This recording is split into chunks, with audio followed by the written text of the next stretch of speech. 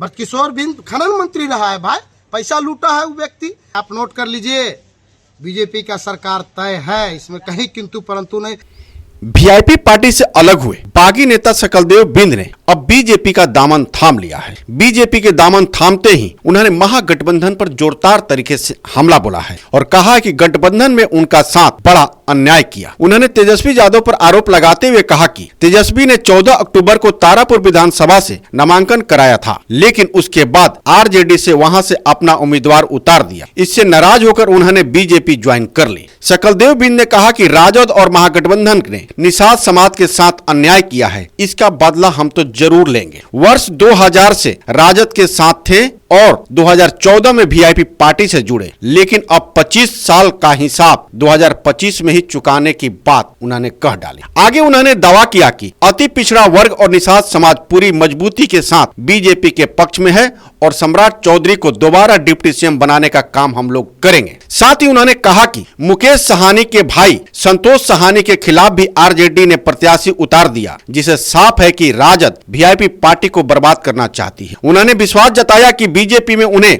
निष्पक्ष रूप से काम करने का मौका मिलेगा और पार्टी उन्हें नई ऊंचाई तक ले जाएगी। खैर, सकलदेव बिंद के इस बयान में कितना दम है, ये तो अब चुनाव परिणाम ही बताएगा। हम बिंद समुदाय में काम कर रहे हैं लगातार। आज हम लोग पूरा निषाद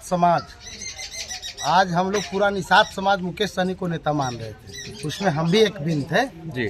और आज जो बिंद के साथ अन्याय हुआ है वो पूरा भारत देख रहा है। अभी मैं अपना उदाहरण दे देता हूँ।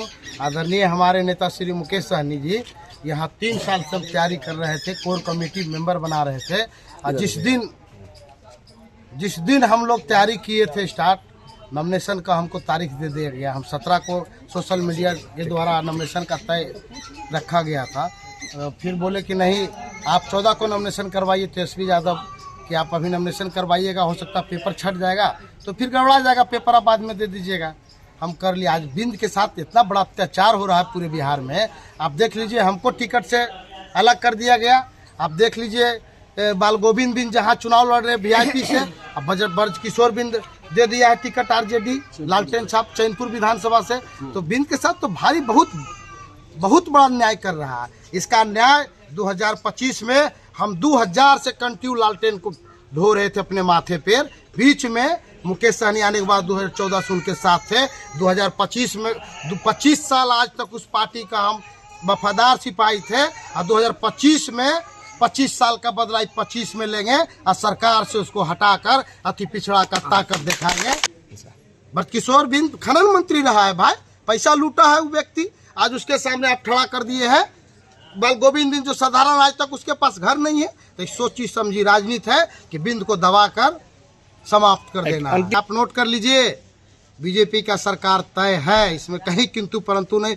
वो पूरा 70 से 75 तक में सब समता के बराबर हो जाए। और सब बिंद समाज और निषाद समाज से आग्रह करते कि आप देख लीजिए निषाद भाइयों, संतोष सहनी के आज जो बड़गांव विधानसभा से चुनाव लड़ रहे हैं, शुरू से आपके साथ लोकसभा चुनाव से आदरणीय नेता मुकेश सहनी उनके साथ थे। आप जब आपके साथ थे तो उसका घर में आप टिकट क्यों दे दिए मुस्लिम भाई को? जब मुस्लिम भाई को टिकट दे दिए तो आपस का ही नहीं करवा। इधर संतोष सहनी का मुकेश सहनी का भाई को भी नॉमिनेशन करवा दिया और वहाँ फिर लालटेन छाप से एक मुस्लिम समुदाय का नॉमिनेशन करवा दिया। ये हमारे पार्टी 2014 से तीन का बालू सीमेंट जोड़ के वो घर बनाए थे, जिसमें सबसे ज़्यादा बड़ा योगदान था सकलदेव बिंद का। आज मेरा पार्टी बर्बाद कर दिया आरजेडी, मेरा घर बर्बाद कर दिया। और आज संतोष सहनी को भी हराने के लिए लालटेन वाला लोग पूरा उसके खिलाफ चुनाव लड़ा दिया। भाई अब बचा क्या है मेरे पास? लड़ने के सिवाय कुछ नहीं बचा है।